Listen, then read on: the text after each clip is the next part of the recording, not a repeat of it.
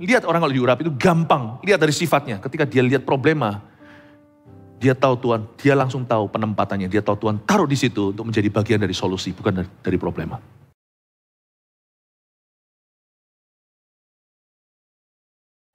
People can feel God's presence through us.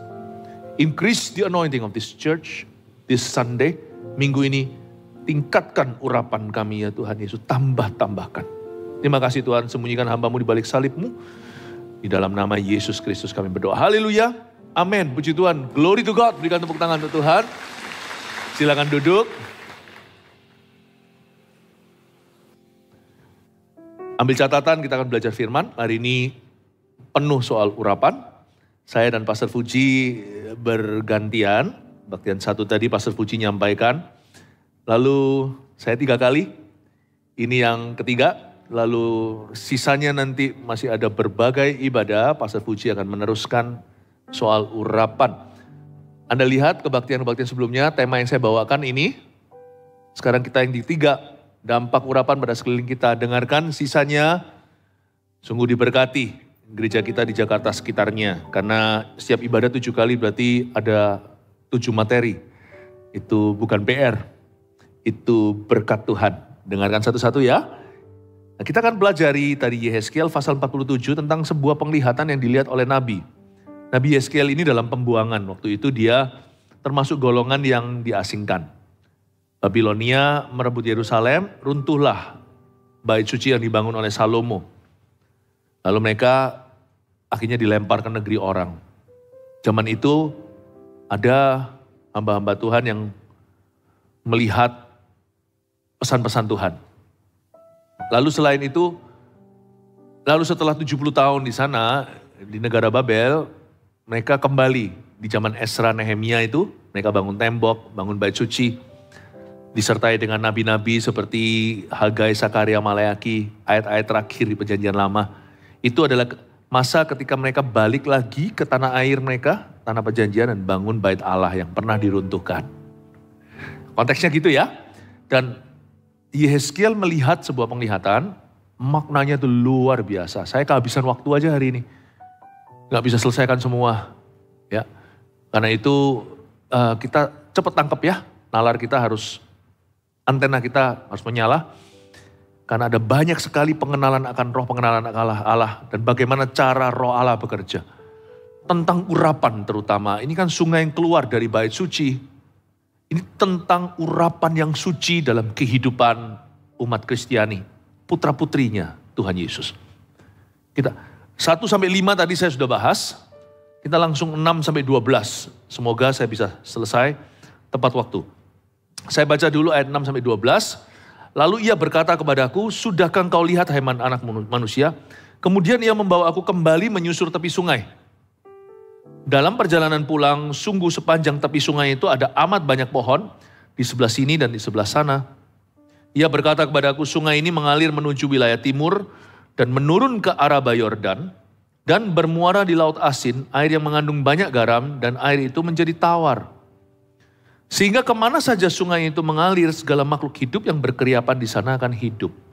Ikan-ikan akan menjadi sangat banyak, sebab kemana saja air itu sampai, air laut di situ menjadi tawar. Dan kemana saja sungai itu mengalir, semuanya di sana hidup.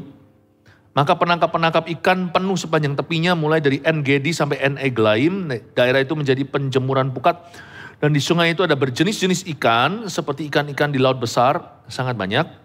Tetapi rawa-rawanya dan paya-payanya tidak menjadi tawar, itu menjadi tempat mengambil garam. Pada kedua tepi sungai itu tumbuh bermacam-macam pohon buah-buahan, yang daunnya tidak layu dan buahnya tidak habis. Tidak habis-habis, tiap bulan ada lagi buahnya yang baru, sebab pohon-pohon itu mendapat air dari tempat kudus itu, buahnya menjadi makanan dan daunnya menjadi obat. Sekilas kita baca, kita nggak mengerti semua. Butuh guru untuk mengajari. Oleh karena itu lewat pengajaran hari ini kita akan melihat bagaimana ini menjadi aplikasi. Saya bantu konteks geologi, konteks geografinya. Saya bantu nanti ya, sedikit touch of history sana sini. Supaya Anda bisa melihat bahwa ayat ini bicara tentang akhir zaman, pedang pertama, mata pertama dari pedang itu. Mata kedua dari pedang itu bicara tentang kehidupan kita yang sekarang, yaitu yang relevan. Yehezkiel melihat sebuah sungai keluar dari bait suci. Dan ada perkara-perkara ajaib di sana. Makanya saya kasih judul dulu, kebaktian keempat ini judulnya dampak urapan pada sekeliling kita, karena kita bicara tentang the anointing. Bicara tentang pengurapan.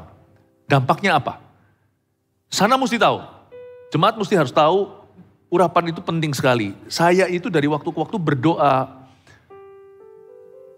Betul-betul sekalipun saya saat teduh setiap hari, ada waktunya saya betul-betul mau ganti oli. Mobil itu tiap hari diservis sendiri ya, dirawat maksudnya.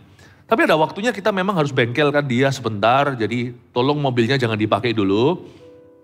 Mobil harus masuk bengkel dulu hari itu, bukan karena rusak.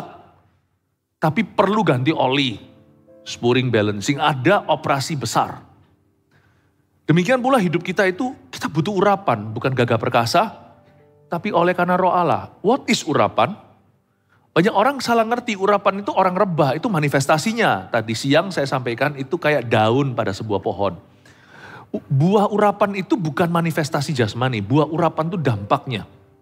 Makanya saya mau bicara tentang buahnya ini, dampak dari, kalau seorang diurapi, sebuah gereja diurapi, itu apa ya dampaknya ya bagi sekelilingnya? Kita harus mengerti.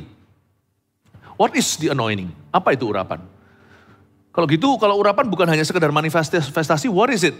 Urapan itu adalah perbuatan Allah dalam perbuatanmu. Seperti menyatu, tapi kita tahu bahwa it's not me, it's you. Itu sungguhan. Saya kasih contoh ya, urapan itu bagaimana ya. Di perjanjian lama, Yesus ini kan dalam ministry ya, dalam dunia ministry dulu. Yesus itu ketemu sama orang Gerasa, gak ngomong apa-apa. Berapa orang sih lewat sana? Tak terkecuali orang Farisi, ahli Taurat, orang Lewi. Yesus baru darat, kaki baru nginjakkan ke pulau itu, Genesaret.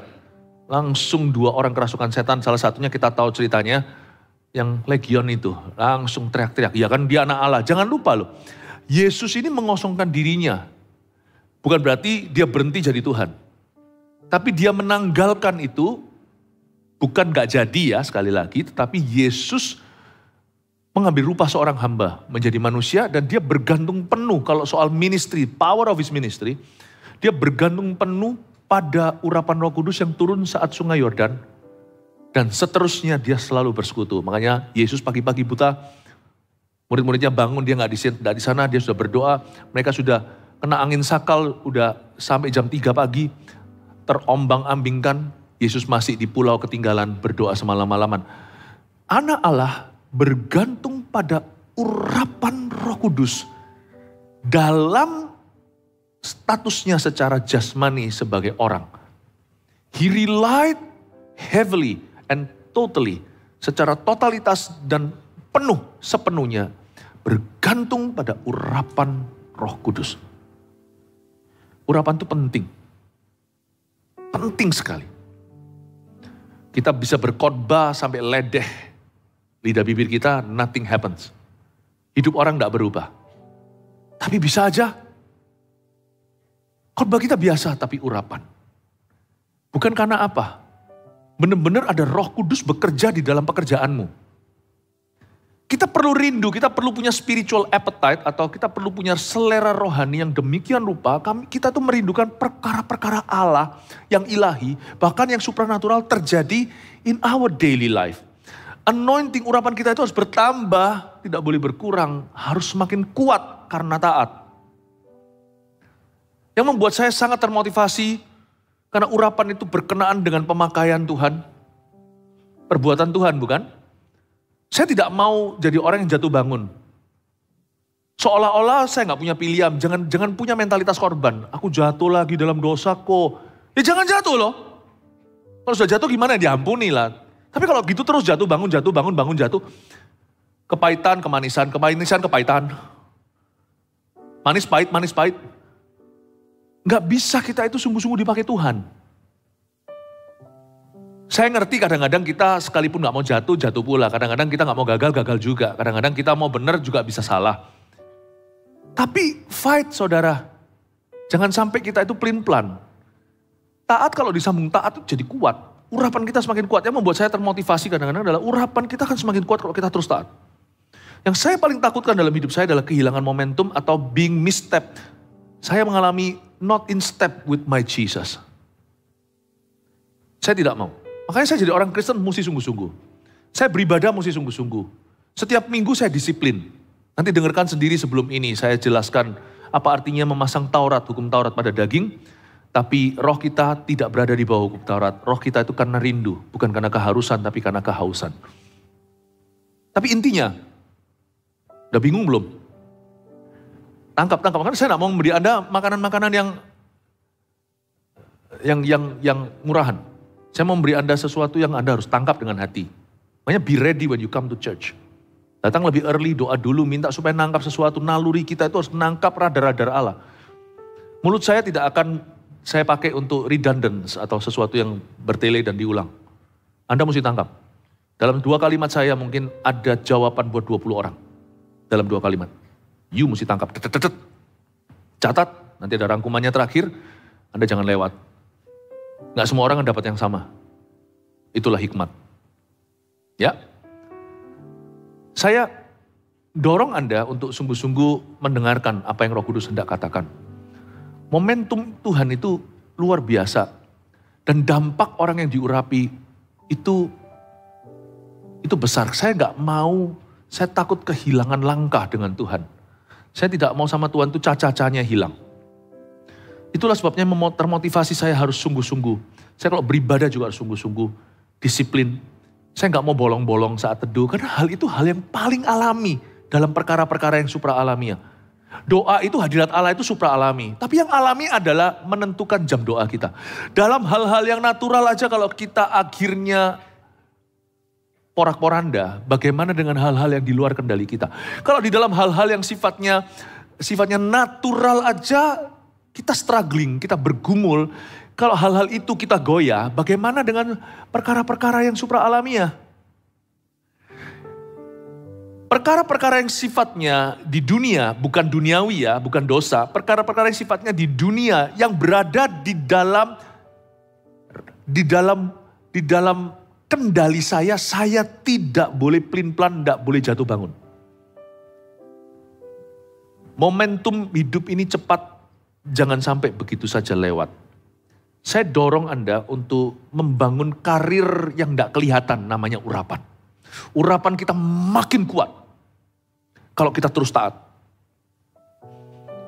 Kalau kita selalu jalan in step dengan Tuhan, urapan kita makin dahsyat. Dan urapan itu bukan hanya dalam ministry pelayanan. Urapan itu dalam kehidupan. Kita akan melihat lebih banyak aktivitas Roh Kudus in our life. Bukankah itu kerinduan kita? Kita akan melihat lebih banyak campur tangan Allah atau bahasa kerennya intervensi ilahi di dalam kehidupanmu secara sehari-hari. Semakin besar urapan itu, semakin meningkat dalam kehidupan kita, semakin there is an increase of the Holy Spirit's activities. Semakin meningkat pula yang namanya aktivitas Roh Allah. Saya tidak dari waktu ke waktu ganti oli, saya masuk ke ruang doa. Enggak hanya porsi saat teduh pribadi, ada waktunya saya ngambil sabat lebih. Sabat itu bukan berarti istirahat, sabat bagi saya berdoa. Saya masuk hadirat Tuhan. Kalau Anda mau puasa silahkan. Puasa itu bukan rutinitas, puasa itu harus ada tujuan. Salah satu tujuan puasa adalah mengosongkan diri. Bukan bertapa ya, itu mengosongkan pikiran, jangan. Pikiran jangan kau kosongkan, pikiran kau kosong. Jangan, pikiran jangan dikosongkan. Masuk apa nanti kita nggak tahu. Pikiran kita harus diisi dengan firman. Kosongkan pikiran dari pikiran yang jahat, iya. Tapi saya mengosongkan diri. Masuk dengan spirit humility ke hadirat Allah. Yang saya minta satu, salah satu tujuan puasa tahu nggak apa? Minta pengurapan lebih besar. You may do that. You may do that. Saya pernah sekali waktu di luar negeri, saya kasih contoh. Saya kasih contoh nyanyi fales. Itu susah. Karena kita dilatih untuk nyanyi selalu pada key atau pada kuncinya. Waktu saya nyanyi fales gitu, nyanyi fales. Gak tahu saya kasih contoh apa ya, kok ilustrasinya aneh gitu. Setelah selesai itu, saya dapat report. Ada satu orang nangis waktu saya nyanyi fales. Kenapa nangis? Saya bilang nangis karena dia menderita kali telinganya. Bukan katanya. Dia nangis di jamah Tuhan. Saya nyanyi fales di jamah Tuhan. Haleluya. Bukan gagah perkasaku. Roh Kudus bekerja lewat falesku. Sedangkan kita kalau tidak bergantung pada Roh Kudus mau nyanyi merdu, orang cuman entertainment doang. Orang gak akan merasa diubah kan. You know you can do something with your talent. But unless the Holy Spirit uses it, your talent amounts to nothing. Kecuali kalau Roh Kudus yang menghinggapi talentamu atau bakatmu itu, apapun talenta bakat Anda, ujung-ujungnya juga tidak akan mengubah siapa-siapa. Perbuatan Allah dalam perbuatanmu, urapan Tuhan dalam talentamu. Waktu saya dengar begitu saya kaget, kok bisa begitu ya?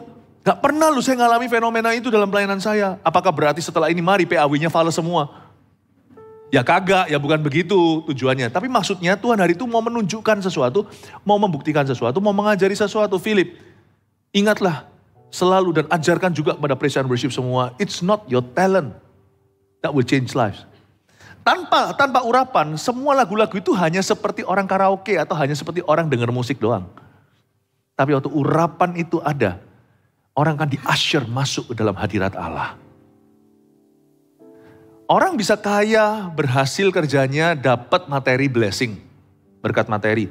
Ya sudah sampai situ saja. Tapi kalau ada urapan Tuhan atas hidupmu, urapan itu kenceng sekali wifi-nya, urapan itu tebal. Whatever you do, nanti akan ketemu orang di tempat yang tepat, pada waktu yang tepat, dengan tujuan tepat. Semua itu mendatangkan kebaikan untuk kerajaan Allah. Ada something, bukan hanya meraih keuntungan. Karena kalau Anda berbisnis ya harus meraup keuntungan, harus profitable. Tapi nggak cuman itu, hatimu nggak di situ. Petrus itu dan teman-temannya memancing, menjala dan dapat 153 ikan. Tapi ujung cerita bukan mereka jual ikan ke pasar jadi kaya. Mereka berkata, engkaulah Tuhan. Ada something of the Lordship of Jesus, sesuatu tentang Tuhan. Yang terjadi lewat dunia kerjamu. Because you are anointed. Saya dulu waktu zaman masih awal-awal datang, saya kan tidak memulai dengan langsung jadi full timer. Saya mulai dengan berbisnis. Beberapa rekan-rekan partner bisnis itu adalah orang-orang luar. Beberapa partner bisnis saya, partner bisnis kami itu orang Hong Kong segalanya. Salah satunya lagi mabuk alkohol. Gak tahu gimana waktu itu satu lift, kita pergi ke satu tempat, dia dijamah Tuhan lahir baru. Akhirnya saya perlu hentikan ngomong soal bisnis sebentar, kita bicara tentang menjadi saudara seiman dulu. Bertobat lahir baru. Bisnis tetap jalan, tetap masing-masing punya tanggung jawab, tetap mesti jujur, tetap mesti profesional. Itunya semua iya, itu mil ke-1. Tapi Tuhan karena urapan membawaku di jalan mil 2. There is something more than your business when you're anointed. Something more. Saya masih ingat kok, itu rekan kerja. Itu orang bisnis. Orangnya mabuk segalanya dan sudah mau cerai segalanya. Tapi akhirnya diselamatkan Tuhan suami istri orang Hong Kong. Bukan orang Indonesia. Belum ada ROSC zaman itu. Lahir baru. Tapi sebelum itu 22 staf kami, 21 jadi anak Tuhan. Waktu itu saya punya 22 staf di kantor. 21 became born again Christians. Menjadi orang Kristen yang lahir baru. Kalau dengar gini mesti tepuk tangan untuk Tuhan Yesus. Loh, bisnis tetap jalan. Jangan mentang-mentang diurapi lalu habis itu nggak perlu kita itu lakukan due diligence, kita nggak perlu melakukan ketekunan, tidak perlu mempelajari materi. No, business as usual, my friend. But anointing unusual. The anointing makes it unusual. The business is usual.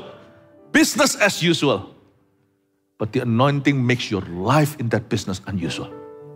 Urapan membuat hidupmu di dalam bisnis itu tidak usual. Saya kaget melihat 22 staf itu 21. Padahal awalnya cuma satu yang Kristen. Itu terjadi di tahun 1998. Saya mau beritahu sesuatu tentang the anointing. Anda harus rindukan perbuatan Allah di dalam perbuatanmu. You must tap into, harus masuk ke dalam the fourth dimension of Jesus. Dimensi keempat daripada Allah Roh Kudus. Ini cuman kiasan kata-kata, gak ada dimensi-dimensinya. Jangan tiba-tiba di sini ada yang, aku masuk dimensi keempat. Tak suruh satpam membangunkan Anda loh ya. No. Tapi maksudnya masuk di dalam perkara-perkara ilahi in your life. Saya dari waktu ke waktu mesti menyisikan waktu dan saya berkata, Lord anoint me. Lord anoint me. Lord anoint me. Dampak urapan itu ada. Dan dia itu semakin menjadi-jadi jikalau kita terus taat. Dan kalau kita rindu ya Tuhan bekerja. Kalau kita tidak merasa itu perlu, apalagi kita nggak tahu kalau itu ada. Kita nggak akan mengklaimnya. Tuhan pakailah saya. Dalam keluarga juga, kalau saya ceritain satu persatu nggak habis-habis. Tapi mari kita bahas dulu ayatnya. Lalu saya bahas dan saya mulai bedah beberapa ayat per ayat ya. Dampak urapan pada sekeliling kita. Kalau orang diurapi, apa yang terjadi? Lalu ia berkata kepadaku ayat 6, sudahkah engkau lihat hai anak manusia? Kemudian ia membawa aku kembali menyusur tepi sungai. Berhenti di sana.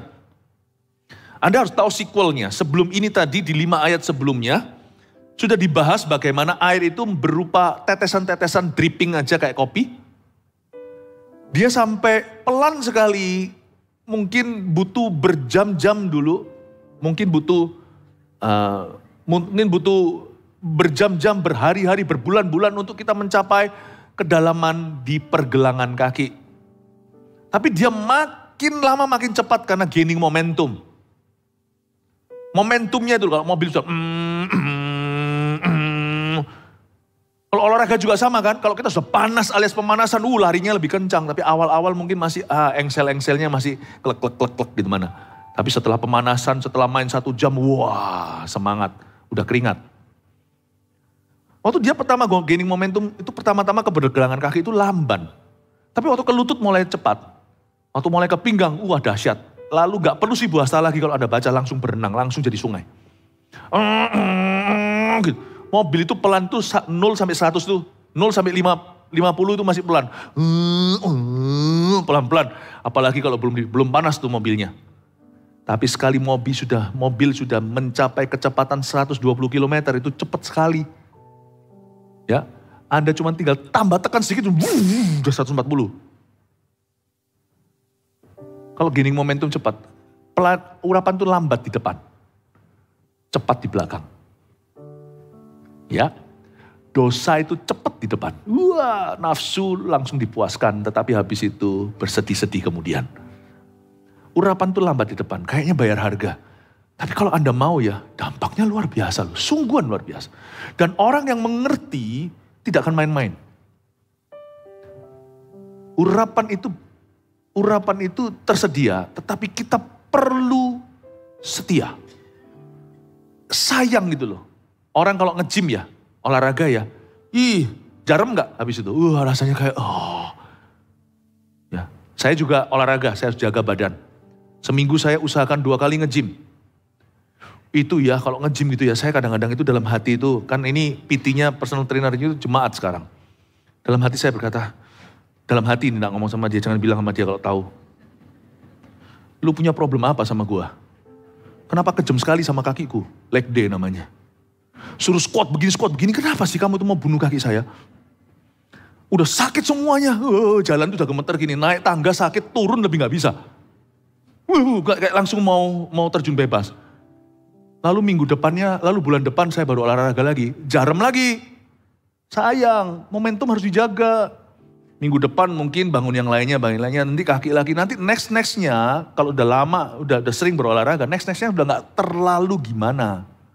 Tapi kalau udah gak olahraga lagi setahun, mulai dari awal saudara. Aduh kakiku, you are really in hell now. Urapan juga sama. Taat kagak, taat sekali-kali, kagak. Susah, kapan dipakai Tuhannya? Pasien terus. Kalau kita tahu kebenaran ini, kita tidak pernah akan asal-asal. Kita tidak akan main-main dengan urapan. Karena kita tahu urapan hidup kita itu tersedia. You will not play around with the anointing. Dan kita tahu urapan kita itu semakin ke bawah nanti itu, kalau kita sudah diurapi oleh Tuhan, anak cucu kita itu cepat sekali momentumnya. Kalau enggak semua mulai dari dasar. Urapan itu seperti karir. atau seperti olahraga. Kalau kita berubah paradigma kita tentang the anointing for our life, kita gak akan main-main dengan Tuhan. Kita gak akan berkecimpung terus melulu seputar, gua diampuni enggak? Diampuni, tapi momentummu hilang. You're forgiven, but you have lost precious time. Makanya kalau sama Tuhan kita mengerti ini, kebenaran ini, kita dibukakan. Kita gak akan jadi orang Kristen yang main-main. Kita pelayanan-pelayanan, jaga stamina. Kita doa-doa, jaga stamina. I think it's time untuk mengajarkan ini. Mengajarkan tentang kebenaran ini supaya jemaat dewasa. Nah, saya ajak Anda untuk melihat setelah dia menjadi sungai, kemudian ia membawa aku kembali menyusur tepi sungai. Lalu ia berkata kepadaku, sudahkah engkau lihat hai manusia, sesudah dia melewati renang-renang, dia baru berenang, urapan itu sudah sampai pada taraf menjadi sungai, langsung dia dibawa kembali menyusur tepi sungai. Apa maksudnya? Disinilah kita melihat sebuah skenario, orang ini Yeskiel dibawa from depth, sebuah kedalaman, back to shore. Kenapa sih? Misalnya kita itu lagi naik boat nih, pergi ke tengah laut. Wah, sudah dibawa pergi ke kedalaman, langsung dibawa lagi ke pantai. Loh kenapa sih? Karena urapan itu bukan untuk tamasya. Urapan itu gunanya adalah untuk menyelesaikan masalah. Tidak heran orang diurapi, Tuhan izinkan masalah terjadi dalam hidupnya. Dan kalau kita mengerti bagaimana menerjemahkan ini dan leverage on it, atau kalau kita bisa utilize, atau kalau kita bisa memanfaatkan itu, maka urapan kita akan bertambah dan kita akan melihat Tuhan bekerja sama dalam segala perkara, termasuk yang nampaknya buruk untuk mendatangkan kebaikan lebih besar lagi. Tidak ada senjata ditempa melawanmu akan menjadi berhasil, atau dengan kata lain, semua senjata yang ditempa padamu justru menjadi peluru kemudian untuk keberhasilanmu. Dibawa kembali aku menyusur tepi sungai. Tadi kan sudah mengalir jadi berenang di dalamnya. Sekarang dibawa lagi kembali ke tepian, ke tepi sungai. Kenapa? Tuhan itu hendak bersabda, urapan diberikan dalam hidup kita supaya kita jadi problem solver. Troubleshooter. Menjadi pemecah masalah. Menjadi orang yang punya solusi ilahi. Orang yang diurapi punya satu sifat. Nggak takut problema. Lihat masalah itu seperti lihat makanan. Salah satu wujud urapan. Kalau orang itu diurapi enggak itu jangan percaya mulutnya ngaku-ngaku. Anda lihat sifat. Dari buahnya kau tahu pohon. Dari mana kita tahu pohon itu pohon urapan? Maksudnya pohon di sini orang ya, manusia, gampang. Orang itu lihat masalah, gentar. Kalau dia gentar mungkin dia tertuduh, dia sendiri ada dosa. Dia gentar mungkin karena dia tidak beriman, karena tidak punya hubungan dengan Tuhan. Tapi waktu Yusuf melihat mimpi yang tidak ada artinya, dia bisa menerjemahkannya dan menjadi Perdana Menteri. Dia melihat itu, lihat orang kalau diurapi itu gampang. Lihat dari sifatnya, ketika dia lihat problema, dia tahu Tuhan, dia langsung tahu penempatannya. Dia tahu Tuhan taruh di situ untuk menjadi bagian dari solusi, bukan dari problema. An anointed man is always a turn around man. Orang yang diurapi selalu orang yang turn around. Transformer itu bukan robot ternyata. Tapi orang yang diurapinya. Dia membawa orang itu dari sungai, dari sudah berenang, kembali menyusur tepi. Your greatest test shall become your greatest testimony. Itu maksudnya dibawa lagi ke tepi. Dibawa mendarat. Urapan itu gak boleh untuk buat berlayar, urapan bawa lagi ke situ. Bawa ke tepi sungai. Mendarat, kembali lihat problema yang di depanmu. Selesaikan. I've given you the anointing. Aku telah memberimu urapan itu. Amin Bapak Ibu Saudara. Sedangkan sebagian besar kita kalau menghadapi masalah itu yang pertama kita pakai itu ini. Logika kita. Lumrah karena kita manusia, keturunan Adam dan Hawa. Tapi saya keturunan Adam yang baru. Yesus Kristus namanya. Benih yang kudus itu dari Abraham. Saya tidak menyelesaikan masalah saya itu mulai dengan sini. Saya menyelesaikan masalah saya itu mulai dari sini. Dengkul. Orang Surabaya bilang, dari lutut. I solve my problems with this first. And this sends all the anointing to here. Ini, mata saya jadi lihatnya beda. This. Modal dengkul. Modal lutut. This is where God's people solve their problem first. On their knees to God. Dibawalah menyusur ke tepi sungai. Back to reality.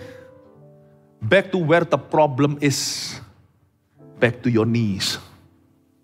Amin Bapak Ibu. Dalam perjalanan pulang, sungguh sepanjang tepi sungai itu ada amat banyak pohon di sebelah sini dan di sebelah sana. Seperti waktu kita kecil, yang usianya kurang lebih seperti saya. Kiri kanan ku lihat saja banyak pohon cemara. Haha. Yang gak tahu berarti kita juga tahu usianya. Ini usianya Gen Z, yang Skibidi, dan Sigma, Riz, dan Slay. Dalam perjalanan pulang, dia menelusuri tepi sungai dan dia melihat banyak pohon sebelah sini, sebelah sana. Anehnya hanya Yeskiel yang melihatnya. Semua yang dibuang, semua yang diasingkan, semua di exile bahasa Inggrisnya. Orang-orang buangan, tidak ada yang melihatnya. Yang melihat penglihatan ini cuma Yeskiel.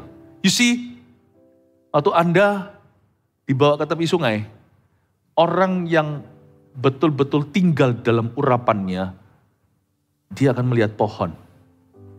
Sedangkan yang lain hanya melihat lubang donatnya. The anointing does you good. You see, some people say, ada orang berkata, jagalah urapanmu, lebih tepatnya urapan akan menjagamu. Kenapa saya jaga urapan? Karena urapan yang menjaga saya. Oh, jangan bingung ya. Happy wife, happy life kata orang. Kenapa kita bahagiakan istri kita? Supaya kita juga bahagia. Coba kalau kita itu tinggal serumah di bawah atap dengan seorang istri yang terus bertengkar dengan kita seperti meniriskan air terus tes sampai bolong tuh lantai. You want to please your spouse dengan cara yang benar karena dengan melakukan itu kau berbuat baik pada dirimu. Why I keep the anointing? Because I know without it, tanpa urapan itu saya akan salah jalan. Saya akan salah kaprah dan keputusan saya semua akan gegabah. Karena tanpa urapan, tempat di mana urapan itu seharusnya berada mulai akan bangkit kedagingan. Di mana Roh Kudus berkurang, roh jahat bertambah. Saya jaga pengurapan itu, anoint me. Karena saya tahu ujungnya nanti urapan itu yang jaga saya. Karena urapanlah yang membuat saya bisa melihat pohon itu. Dan itu bukan dari pengetahuan, sekalipun sana profesor, S2, S3.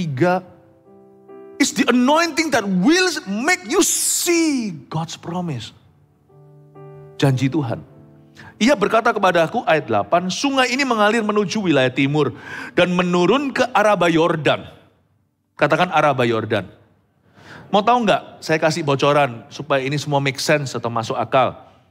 Ini ayat-ayat akan digenapi satu nanti di kerajaan 1000 tahun. Itu lain cerita ya. Tapi ayat-ayat ini juga bicara mata kedua dari pedang yang sama untuk perkara-perkara relevan untuk yang kita hadapi hari ini. Semua buku yang di dalam Alkitab ini bicara ke kita today. Tapi juga ada penggenapannya yang akan datang. Tapi sekarang saya tunjukkan, ini sebenarnya tempatnya asli ada, Araba Yordan. Ini di sungai-sungai Yordan itu loh. Cuman dulu namanya itu. Dan bermuara di Laut Asin, katakan Laut Asin. Sungai ini mengalir ya, pertama turun ke Araba Yordan. Turun ke sungai Yordan, bak urapan di kepala Harun, yang kejanggut dan jubahnya turun seperti embun di Bukit Hermon. Mengalir ke Bukit Sion, Bukit Hermon itu utara Israel. Itu kalau winter dingin ada saljunya, orang bisa skiing. Tahu nggak Bukit Sion itulah di atasnya dibangun namanya kota Yerusalem, Zion City. Makanya dia lebih tinggi, makanya di sana 2 derajat lebih dingin daripada di utara, daripada di Tiberias, di Galilea atau Nazaret sana. Di bawah Yerusalem, Bethlehem itu lebih adem. Sekarang kita mengerti bahwa ini adalah air yang dimaksud dari Gunung Hermon mengalir ke Bukit Sion. Dia turunnya itu lewat Araba Yordan, sungai Yordan, lalu turun Laut Asin. Laut Asin itu the Dead Sea. Itu yang hari ini namanya Laut Mati. Dia Laut Asin, Laut Mati sama-sama betul di Perjanjian Lama Baru karena itu laut yang sama. Dia bukan laut sungguhan tapi dia sebenarnya danau yang luas sekali. Airnya semakin hari semakin sedikit. Kenapa disebut Laut Asin? Karena asin banget, itu mineral airnya. Bahkan produk-produk kecantikan juga ada dari sana lumpurnya. Ya, saya juga berdoa supaya lumpur lapindo pun nanti bisa menjadi bahan kecantikan. Kenapa disebut Laut Asin? Karena asin. Karena dalam perjalanan dari atas Hermon itu, tetes-tetesan dripping, itu kalau lagi musim panas, nggak sampai musim panas, dia mulai meleleh. Itu air mulai mengalir, pergi ke sungai Yordan. Jadi sungai Yordan itu sumber airnya dari mana? Dari Hermon. Karena itu Hermon penting sekali dipertahankan oleh Israel. Karena di situ supply of water. Dan itu kalau turun ke Yordan, tempat Yesus dibaptis salah satunya Yordan itu luas dan panjang. Turun terus ke bawah sebelum dia sampai ke Dead Sea. Air tawar yang di atas sana juga dari embun dan salju. Air fresh itu turun ke bawah, dia nangkep 85.000 ton mineral. Sehingga turun sampai laut asin atau laut mati. Dia menjadi air yang asin sekali kan disebut laut mati karena tidak ada tanaman, tidak ada hewan, tidak ada ikan di dalamnya. Betul-betul itu laut. No living creature in it. Tidak ada yang bisa hidup dengan mineral segitu banyaknya. Asin banget. Makanya itu kalau yang pernah ke Israel, di laut mati itu tempat terendah di bumi. Di situ itu orang ada banyak sekali arkeologi yang mungkin percaya bahwa di dalamnya itu kenapa asin gitu juga dulu zamannya Sodom dan Gomora. Karena memang di area itu. Di mana menjadi tiang garam, istri Lot, jadi daerah itu. Dan itu begitu asinnya nggak ada. Makanya itu kalau kita masuk ke dalam sana itu kita bisa ngambang. Dan nggak boleh nyelam, nggak boleh ada yang sok jagoan. Wah aku hebat, aku diver, masuk ke sana. Anda minum cukup banyak, Anda mati minum air itu. Dan itu perih di mata. Tapi itu mineral yang membuat orang sembuh. Kaki saya juga pernah waktu baptis sungai Yordan, hampir 1.000 orang. Itu pecah karena batunya kan panas, tapi kan saya nggak fokus ke situ. Nggak pakai sandal, saya baptisin orang itu pecah. Buka, luka terbuka, saya masuk keesokan harinya jadwal ke Laut Asin. Saya masuk ke sana, sakit keluar nutup. Bukan karena ajaib, bukan. Tapi karena mineralnya. Ya. Nah, saya jual air itu, mau? Mau, canda ya, canda minum ini ya. Oh ini merek apa nih? Merek GMS Jakarta bagus sekali nih airnya. Oke, nangkep ya. Sedikit kasih intermezzo gitu supaya Anda tidak tegang. Supaya Anda bisa lebih nyerap. Itu kan kalau makanin bayi kan gitu kan. Kadang-kadang perlu canda sedikit supaya bisa ketelen ya. Ya gitulah. Oke, balik lagi sekarang makan ya. Sampai mana? Disebut laut asin karena dia asin. Disebut laut mati karena nggak ada barang hidup di dalam sana. Alright, ada sesuatu yang super aneh ini akan nanti terjadi di milenium. Kerajaan milenium setelah Yesus datang kembali. Dan kakinya menginjak bukit Zaitun. Kita sekarang lihat apa yang terjadi. Ayat 8 lagi ya. Ia berkata kepadaku, sungai ini mengalir menuju wilayah timur dan menuju ke Araba Yordan dan bermuara di Laut Asin. Berakhir di sana air yang mengandung banyak garam dan air itu menjadi tawar. Hah? Ini gak akan terjadi. Air itu menjadi tawar. Jadi yang namanya the Dead Sea, yang namanya Laut Mati, tempat terendah di dunia. Jarang hujan atau hampir gak pernah. Atau mungkin gak pernah ya. Laut Mati itu tempat terendah di seluruh dunia, titik terendah itu Laut Mati itu. Panas daerah Yeriko sana. Ya, kurmanya enak tapi. Kacang-kacangnya. Nah, di sana itu tempat Yeriko juga diruntuhkan dari sana kan. Nah, di sana itu nanti airnya menjadi tawar. Wow, ini adalah kiasan ilustrasi tentang perubahan ajaib. Orang kalau diurapi, turun-temurun. Dia akan komplikasi berkat Allah. Kalau kita diurapi itu, yang untung adalah downline kita. Bak urapan di kepala, janggut turun. Yang bahagia itu adalah anak cucumu. Yang bahagia adalah anak buahmu di perusahaan. Kristen atau bukan. Tapi banyak orang masuk ke dalam perjanjian Abraham, padahal mereka bukanlah kaum Abraham. Keselamatan tetap setiap orang harus percaya Yesus. Tapi ada berkat-berkat yang diberikan akibat kesepakatan dengan orang tepat. Anda lihat Gibeon. Orang-orang Gibeon itu diselamatkan, tidak jadi ditumpas karena mereka membuat perjanjian. Meskipun sifatnya awal-awal tipuan, Yosua itu terjebak. Tapi gimana pun juga perjanjian Yosua dengan orang-orang Gibeon. Gibeon itu diberkati karena asosiasinya dengan Yosua. Anda harus pahami sesuatu kebenaran yang luar biasa di sini. Kalau kita itu betul-betul diurapi dan jaga urapan itu. Sebaliknya urapan yang menjaga kita sih, itu bawahnya itu komplikasi. Anak buah, anak rohani kita, anak cucu kita. Itu yang happy, saya nggak percaya lucky ya. Good luck itu nggak terlalu berlaku. Tetapi kadang-kadang bolehlah ya sekali-kali supaya pemahamannya simple gitu ya. Lucky are those people under you. Mereka itu makan dari berkat Abraham. Makanya gereja itu bukan membership. Yang betul itu perjanjian. Kalau nggak paham ini, orang akan picik soal gereja, soal kehidupan bergereja nih. Orang kira, ibadah di sana sini, ya gampang lah, mana lah. Jangan cari gereja yang dekat sama rumahmu. Carilah gereja yang dekat dengan Tuhanmu. Cari gereja yang mendekatkanmu pada Tuhan. Di GMS Rooftop, tempat saya bersarang, orang itu datang itu dari jauh. Tiap minggu. Untungnya sekarang kita sudah ada GMS di mana-mana. Orang datang dari jauh. Khusus datang.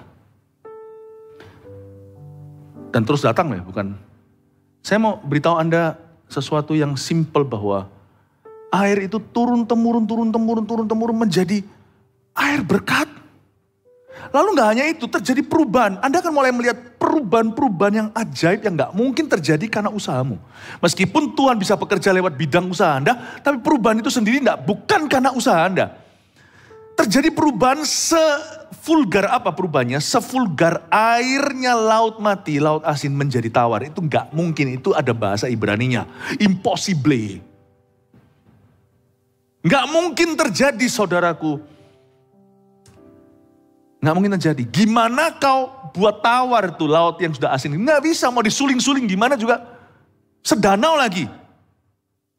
Sesungai, semuanya air itu jadi tawar. Sehingga kemana saja sungai itu mengalir, lihat lagi ayat 9. Segala makhluk hidup yang berkeriapan di sana akan hidup. Stop. Sesuatu janggal. Kan di sini katakan, kemana saja sungai itu dari arah Yordan mengalir sampai ke the Dead Sea atau Laut Asin. Segala makhluk hidup yang berkeriapan di sana. Sejak kapan ada makhluk hidup berkeriapan di sana? Ayo kita ke Israel yuk. Jangan sekarang lagi perang. Tak ajak ke sana. Mari kita cek. Dalamnya itu ada barang, ada hewan gak? Ada ikan gak? Gak ada. Dari mana? Ini ayat gak tepat berarti. Bukan, ini ayat nubuat. Sehingga kemana saja sungai itu mengalir, segala makhluk yang berkeriapan di sana akan hidup. Salah satu fenomena pengurapan dalam kehidupan seorang adalah, salah satunya tadi, perubahan-perubahan yang gak masuk akal terjadi di hidupmu. Atau sekelilingmu ya, bukan di dalam diri. Karena Anda berubah dulu, sekeliling Anda itu berubah. Makanya kalau Allah sedang mengubah sesuatu di dalam sifat manusiamu, jangan kau tolak. Itu berarti Tuhan kasih furskot dulu. Kasih deposit di depan untuk perubahan yang akan Anda lihat dalam keluarga Anda dan di sekeliling Anda. Anointing always begins in you before it will surround you. It will surround you. Urapan itu selalu dimulai di dalam dirimu sebelum dia akan mengepung duniamu. Kalau Tuhan tidak bisa mengerjakan di dalam dirimu, Allah tidak akan mengerjakan di luarmu. Urapan itu selalu dimulai dari dalam kita. Segala makhluk berkeriapan di sana akan hidup. Hah? Kok bisa? No living thing in the Dead Sea, berarti ini new creation my friend. Ini berarti adalah penciptaan baru, berarti bukan hanya ada perubahan yang terjadi. Salah satu fenomena orang-orang yang diurapi atau urapan dalam kehidupan seseorang adalah perubahan-perubahan yang ajaib terjadi dan penciptaan baru terjadi. Bukan ciptaan dunia ya, tapi menciptakan sesuatu dari yang gak ada jadi ada di duniamu. Anda akan terkejut. Kok bisa ada berkat begini dalam keluargaku? Kok bisa ada penyertaan seperti ini? Anda gak masuk akal. Nggak ada. Tuhan akan menunjukkan satu manifestasi. Bukan fisik saja, jasmani, tapi Tuhan akan menunjukkan sebuah fenomena. Sebuah simptom atau gejala. Di dalam hidup Anda mulai semakin kaya, kiri kanan kau lihat. Dari yang gak ada jadi ada. Dan Anda tidak punya modal untuk itu. Tuhan yang menciptakan. Anda akan terkejut. Apa yang saya sampaikan gak bisa sampai aplikasi, terlalu panjang nanti. Tapi Anda nanti makanya khotbah seperti ini Anda harus catat. Catatnya nggak usah lah, nanti dengarkan aja, nanti catatnya tinggal poinnya aja, summary. Anda dengarkan lagi, kalau Anda mau lupa, setiap 2 kalimat, ada 20 orang akan menerima berkah. Ikan-ikan akan menjadi sangat banyak. Oke, sekarang jadi masuk akal kalau itu mujizat. Sebab kemana saja air itu sampai, air laut di situ menjadi tawar. Dan kemana saja sungai itu mengalir, semuanya di sana hidup. Ini kalau kita nggak percaya mujizat, ayat ini adalah tempat yang namanya graveyard. Ini tempat ayat adalah ayat kuburan buat kita. Karena ayat ini akan membuat kita meragukan keabsahan Alkitab. Karena nggak mungkin laut mati kok bisa di dalamnya berkeriapan dan kemana saja air itu mengalir di situ. Siapa yang cemplungin ikan? Coba. Saya punya satu pertanyaan. Oke deh, anggaplah sungai itu mengalir sampai laut mati, semua ikannya hidup. Nah, sekarang tanyaannya, siapa yang taruh ikan di sana? Ini bukan mujizat kesembuhan atau kebangkitan orang mati. Tetapi ikan itu dari mana? Ada satu mujizat yang membuat saya garuk-garuk kepala. Sampai sekarang saya nggak ngerti. Makanya itu kalau baca Alkitab jangan sekedar masukkan logika Anda. Jangan sekedar kita cerna secara logis saja karena Tuhan tidak punya rumus untuk mujizat itu. Tuhan cuma suruh kita percaya. Tapi semua yang dikatakan Alkitab itu sah. Semua yang dikatakan Alkitab itu adalah firman Allah. Yesus memecah-mecah roti, ya itu masih bisa diterima. Roti dipecah. Meskipun itu ajaib ya, luar biasa. Yesus memecahkan ikan. Ikan itu kan ada kepala, ada ekornya. You pecahkan itu ikan, misalnya tengah lah, seperempat, tergantung mecahnya di mana. Terus, yang bagian ekor tiba-tiba muncul kepala. Gak ada ayatnya Tuhan memecahkan 5 roti dan 2 ekor ikan. Atau 2 kepala ikan. Di bagian kepala dicopot, muncul ekornya. Berarti ada hewan yang diciptakan, yaitu ikan, tanpa lewat lautan. Tangan Tuhan ciptakan. Dan itu ikan sungguhan. Dimakan dari manapun, durinya semua ikan. Itu bukan ikan kecil-kecil ya. Itu ikan Petrus itu loh. Sebenarnya di sini juga ada sih di Indonesia kayak apa ya, mujair atau apa ya. Ya ikan Petrus itu apa, mujair ya. Itu gede. Diambil gitu durinya semuanya itu persis dan tidak pernah lewat laut, tidak pernah dilahirkan atau bertelur ikan. Gak pernah sama sekali kena air, di tangan Yesus langsung tercipta. Gak masuk akal buat saya. Makanya saya percaya mujizat. Hari itu tiba-tiba ada ikannya semua hidup. Siapa cemplungin di situ? Saya beritahu tangan yang kuasa. Anda akan terkejut, orang lain semua mau coba niru caramu, metode Anda diterapkan mentah-mentah, segala sesuatu gerak-gerik Anda ditiru, tidak punya sukses yang sama. Karena ada satu hal yang tidak bisa ada rumusnya, yaitu kalau Allah urapi seseorang, there's no theory itu ya. Makanya saya tiap hari masuk ke hadirat Allah cuma berkata, Lord anoint me, anoint us, anoint our church. Urapi ya Tuhan Yesus jemaat yang kami gembalakan. Ayat 9 itu menjadi ayat favorit saya, karena saya percaya mujizat. Maka penangkap-penangkap ikan, gak cuma sampai ke berkat terjadi, no, Tuhan akan memberimu manusia. Manusia-manusia orang yang tepat di waktu yang tepat. Anda akan berasosiasi dengan orang tepat. Orang-orang yang merombakmu akan jauh, tapi orang yang membangunmu akan datang mendekat. Maka penangkap-penangkap ikan penuh sepanjang tepinya, mulai dari En-Gedi sampai En-Eglaim. Daerah itu menjadi penjemuran pukat, dan di sungai itu ada berjenis-jenis ikan, seperti ikan-ikan di laut besar sangat banyak. Tiba-tiba you see humans in your life. Zaman dahulu, aku cuma punya musuh. Sekarang masih ada tetap, sampai kapanpun orang yang memusuhi, musuh salib namanya, yang juga memusuhimu. Orang kalau mau hidup benar pasti akan dimusuhi sebagian orang. Namun demikian Anda mulai lihat bahwa orang figuran mulai terkikis dari hidupmu. Di hidup Anda sudah tidak ada orang figuran. Setiap orang itu sebuah talenta yang dikelola menjadi sesuatu dalam hidupmu. Makanya itu kalau sama orang jangan kau keskan semuanya. Segala-segala selalu ada maksud atau ada agenda pribadi. Jangan. Ada orang yang dipakai Tuhan untuk hal ini di hidupmu. Ada orang untuk membangun area ini di hidup Anda. Ada orang lagi yang seolah-olah tidak berguna tapi dia sebenarnya membentukmu. Tapi nanti Anda akan lihat. Penangkap-penangkap ikan penuh sepanjang tepi mulai dari En-Gedi sampai En-Eglaim. You begin to see people, God send people in your life. Orang-orang yang Tuhan utus dalam hidupmu. Dan Anda juga diutus dalam hidup mereka. Ayat 11 ini ada sesuatu yang indah juga tentang kehidupan dalam pengurapan. Tapi rawa-rawanya dan payah-payahnya tidak menjadi tawar. Itu menjadi tempat mengambil garam. Tunggu lagi, kenapa begini? Mungkin kita baca, kenapa pelin-pelan? Tadi kan semua sudah jadi air tawar kan? Waktu saya baca tadi, air itu menjadi tawar, yaitu di ayat 9, saya sedikit kecewa. Waduh, nanti suatu hari, misalnya kalau kita hidup di kerajaan milenium, Tuhan izinkan kita jalan-jalan ke sana, dalam tubuh kemuliaan, kan kita nggak bisa coba. Mungkin masa hidup ini kita nggak pernah ke Israel, misalnya, saya nggak bisa mencoba untuk ngambang tuh, untuk mengapung di laut mati. Jadi tawar semuanya, jadi swimming kayak kolam renang. Kita masuk situ, tenggelam. Tuhan, ternyata ayat 11 menghibur saya. Saya tidak tahu gimana jadinya, tapi ini adalah satu aspek the anointing, what the anointing does in your life. Apa yang urapan itu lakukan pada sekelilingmu dan pada hidupmu. Tapi rawa-rawanya dan paya-payanya tidak menjadi tawar. The boundaries, ada bagian-bagian tertentu Tuhan preservasi atau Tuhan pelihara. Dia tetap asin, tetap mineral, dan menjadi tempat mengambil garam. Garam di sini adalah mineral, itu bukan cuma garam-garam yang kita makan.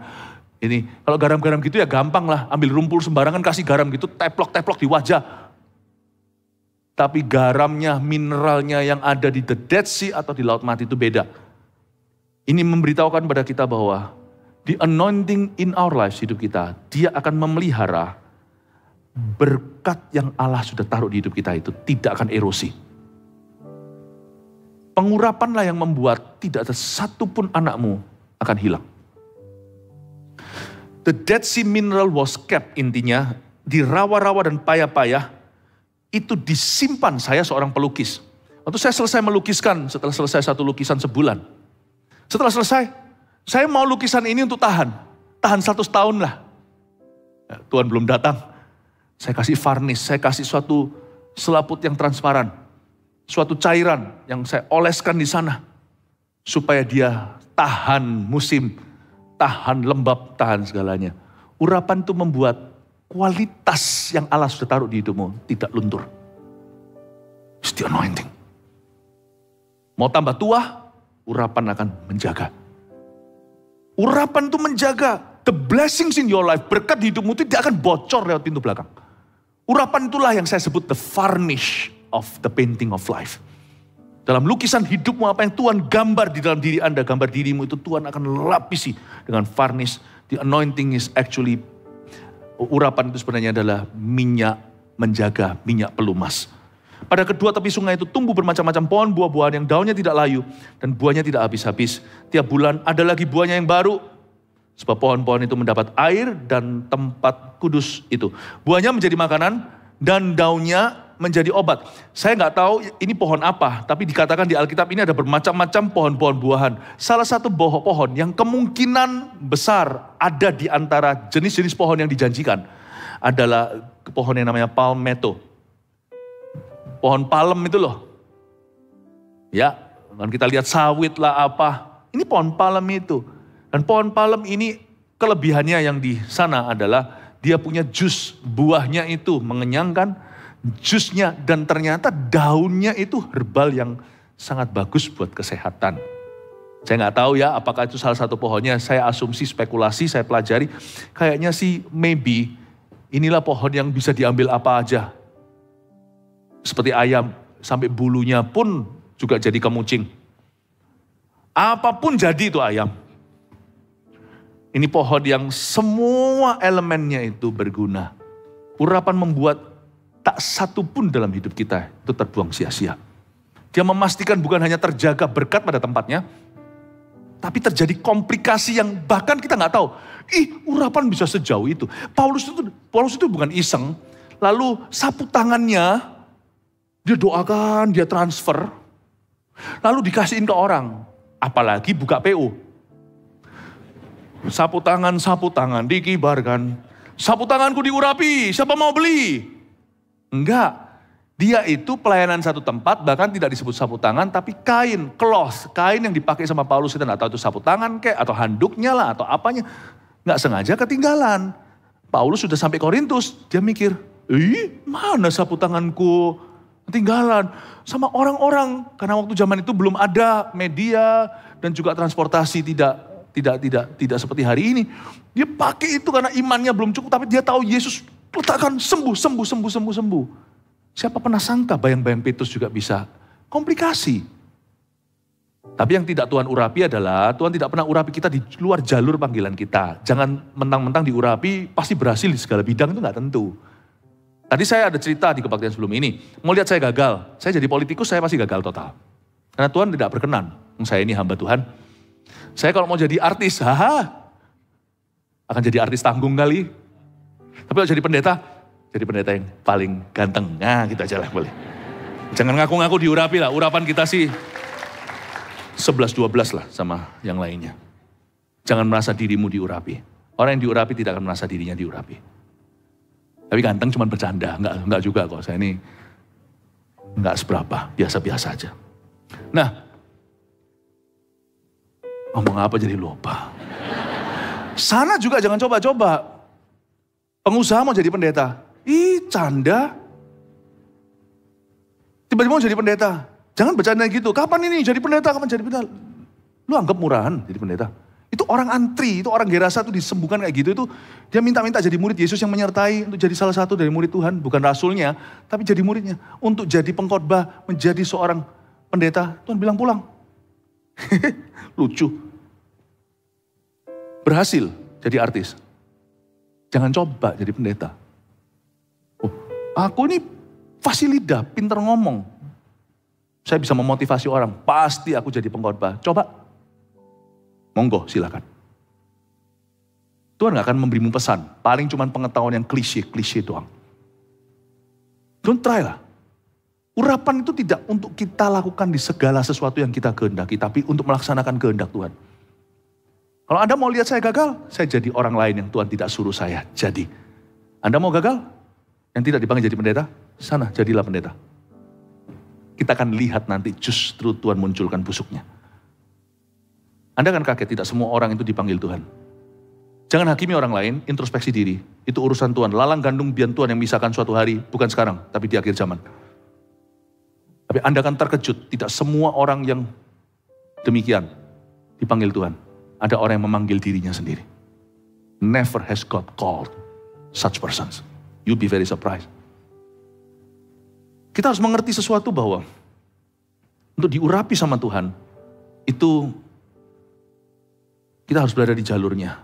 Dan kalau kita sudah ada di jalurnya, bukan hanya apa saja yang kau berbuat berhasil, tapi segala sesuatu yang berkenaan denganmu, yang sinergi dengan panggilan utamamu itu, semua diurapi. Sampai sapu tangannya, sampai bayang-bayangnya. Kecuali kalau Paulus suatu hari berkata, aku mau bikin pabrik tekstil Aku gak jadi lagi pengkhotbah, aku menjadi seperti Lydia, si pengusaha kain ungu itu. Ya Paulus sih sebenarnya gak tepat juga. Si Paulus itu juga sebenarnya setengahnya dia tent maker. Memang dari awalnya begitu. Dia pembuat kemah. Tapi misalnya Petrus dia berkata begitu, gak mungkin bayang-bayangnya diurapi. Aku mau mulai bisnis lighting supaya bayang-bayangku kelihatan. Gak akan ada terjadi apa-apa. Sana bayang-bayangnya kena semua orang juga gak akan terjadi apa-apa. Dia diurapi karena dalam perjalanannya memberitakan Injil. Dalam kerasulannya mendirikan gereja, dia jalan suatu hari karena tidak bisa, belum ada media, dia tidak bisa menjamah semua orang. Orang diizinkan Tuhan terjamah lewat satu elemen yang sangat fisik. Bukan karena Tuhan mau mereka mengidolakan seorang hamba Tuhan, tapi Tuhan itu ingin touch mereka dengan something tangible. Dan Tuhan pakai bayang-bayang Pak Petrus karena dia rightfully berada di konteks dan proper. Di panggilannya Tuhan urapi everything. Buahnya kena, jusnya kena, daunnya kena, semua menyembuhkan. Everything. When you are in the right place, kalau Anda tahu urapan Anda di mana, Anda harusnya berenang di river atau di sungai mana, Anda terus berenang terus di situ, urapanmu bertambah. Everything about you, around you, semua tentang dirimu, semua darimu, semua berurusan dan berkenaan denganmu, semua dari extension, kepanjangan tanganmu, semua diurapi oleh Tuhan. Paham ini ya, Bapak Ibu Saudara. Rahasia urapan itu bukan ngawur. Aku mau jadi ini, jadi itu mencobai Tuhan. Rahasia urapan itu pertama-tama tahu kehendak Allah dulu dalam hidupnya, tahu penempatan. Setelah itu merajalelalah. Di bidang itu garap semuanya, sampai ujung-ujung sungainya. Buahnya kau jadikan makanan, daunnya kau jadikan obat. Bulunya kau jadikan kemucing. Amin Bapak Ibu. Suatu hari, nanti ngomong-ngomong soal lukis, saya cerita sesuatu ya. Saya terkejut waktu suatu hari ada pameran di Shanghai. Pameran, saya ngelukis itu hobi. Tidak ada, ngelukis itu hobi, sungguhan hanya hobi. Bukan hanya hobi, tapi saya mau lukiskan mimpi-mimpi saya. Dan juga tema-tema yang alkitabiah saja. Siapa sangka ternyata disambut gitu, gak ada ambisi saya. Ternyata dibuat solo exhibition waktu itu di Shanghai. Itu yang membuat saya terkejut ya. Setelah itu kan saya nggak tahu nih, pertama kali nih saya lakukan ini. Ini juga spare time pada waktu saya lagi liburan. Akhirnya sekalian mereka pameran. Itu kaget saya, ada satu orang datang di Shanghai dengan masih ada tancapannya infus. Masih ada infusnya, itu berarti dari selangnya dicopot dan dia, saya bilang kamu lari dari hospital ya? Bukan, dia bilang saya minta diizinkan keluar sebentar, ada tumor ganas. Dia melihat sebuah lukisan yang saya gambarkan, Tuhan Yesus dipecut, tapi itu abstrak sekali, nggak ada wajah, cuma abstrak gitu aja. Dan dia nangis di depan itu. Nangis di depan itu, dia lihat. Saya nggak pernah, saya kira cuma gambar itu cuma sekedar suatu biauta, apa itu ya, suatu expression aja. Ekspresi. Saya nggak sangka orang bisa dijamah seperti itu.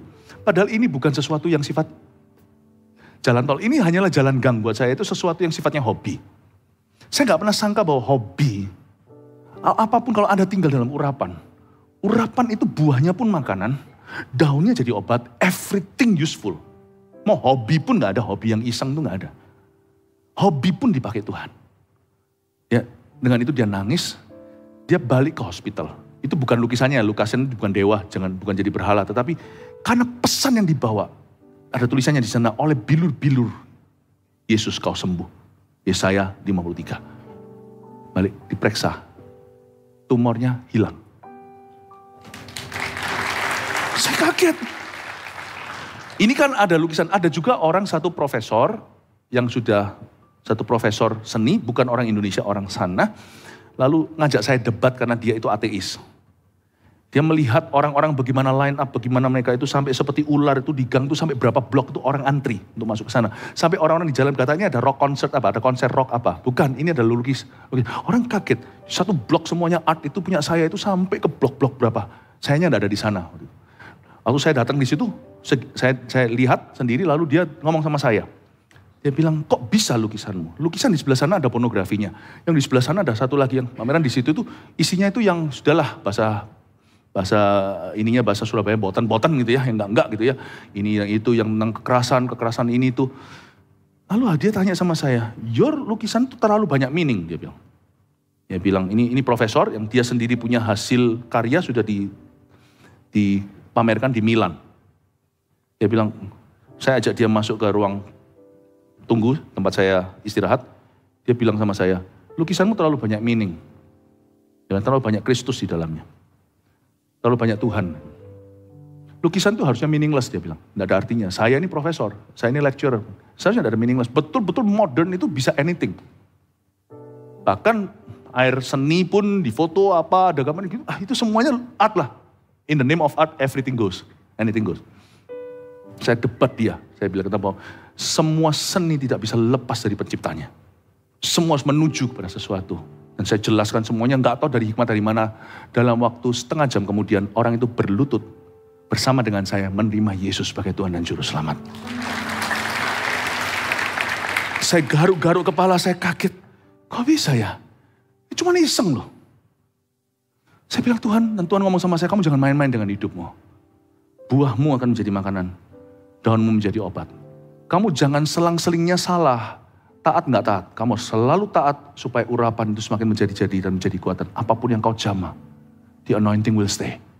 Saya bilang, jangan dukakan aku, jangan lakukan sesuatu yang menyalahi firmanku. Kamu jaga hatimu dengan segala waspada, akan mengalir terus sungai kehidupan dari sana. Saya berkata, iya Tuhan, aku akan ajarkan pada jemaat. You see, let me tell you something. Kalau kita diurapi sama Tuhan, Anda akan kaget, kuasa kesembuhan pun menjadi nyata. Lihat apapun yang kau lakukan, kalau kuasa kesembuhan itu tidak tentu fisik atau jasmani, kanker sembuh. Kuasa sembuhan itu juga bisa begini loh. Apapun juga di bidangmu yang sakit, Anda di situ dalam waktu 3 bulan itu sembuh. Dan itu bukan berarti Anda cuma doa. Dimulai dari ruang doamu, Allah mungkin memberimu hikmat seperti Yusuf yang tahu 1/5 ditabung dari 7 tahun kelimpahan supaya 7 tahun nanti masa lapar bisa beli seluruh Mesir. Tuhan akan memberimu urapan itu bermula dengan persekutuan, tapi dia berakhir bisa menjadi suatu keputusan-keputusan yang brilian. Karena urapan itu yang membuat hatimu dilumas. Mendapatkan pelumas ilahi membuat hatimu bisa melihat pohon kiri kanan. Orang gak bisa melihat solusimu, you bisa melihat solusi itu. The anointing is fantastic. Orang kira feeling, gereng-gerengnya atau perasaan listrik. Itu adalah feeling of the anointing. The anointing makes your heart different. Membuatnya beda. Urapan tidak selesaikan seluruh masalahmu. Tapi setelah hatimu selesai dalam urapan itu, Anda keluar hati yang diurapi itu menyelesaikan masalahmu. Amin Bapak Ibu. Saya pelajari sesuatu. The anointing is real. Kesembuhan pun akan terjadi. Anda bukan hanya jadi troubleshooter, problem solver, bukan problem maker. Manapun Anda berada, finance yang sakit akan sembuh. Anda bekerja di sebuah perbankan itu minus sekian cabang itu ketika Anda menjadi manajernya di sana atau bahkan direktur. Itu akan berubah nanti. Minusnya jadi plus karena hikmat anak Tuhan di sana. Anda berada di sebuah instansi, Allah akan melakukan sesuatu lebih. Anda berada di, saya nggak bisa jelaskan satu persatu, silakan diaplikasi sendiri. Di situ Anda akan lihat buahmu menjadi makanan, daunmu menjadi obat. Orang akan makan dari buah Anda. Orang akan minum dari daun Anda. Anda akan menjadi orang yang kehadiran hikmatmu, keputusanmu, dan juga semua yang kau taruh di atas meja dalam bidang itu. Tuhan akan pakai semua dari yang serius sampai yang iseng, hobi semuanya untuk mendatangkan healing to the world. Saya berdoa, kita semua punya urapan yang berbeda. Saya tidak jadi Anda juga tidak perlu jadi saya. Tapi dari gereja ini, dari ambang pintu gereja ini, kita sama-sama akan membawa healingnya Tuhan sampai ke dunia. Di bidang Anda masing-masing.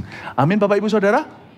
Ya, mari kita lihat sekarang 3 poin sini. Lalu saya selesai. Apa saja yang menjadi dampak urapan pada sekeliling kita? Number 1, mujizat perubahan dan penciptaan terjadi. Sekedar summary aja, saya nggak perlu khotbahkan lagi. 2, dampak urapan pada sekeliling kita adalah berkat-berkat Tuhan terpelihara sempurna. Ada berkat-berkat yang betul-betul di-preserve sama Tuhan. It's only by the grace and by the anointing of the Holy Spirit. 3, kuasa kesembuhan menjadi nyata. When you living in the anointing, He will make you a healer. Orang yang menyembuhkan, not a killer. Amin Bapak Ibu, silakan difoto. Iya. Oke, puji Tuhan. God bless you. Yes, berikan tepuk tangan untuk Tuhan Yesus.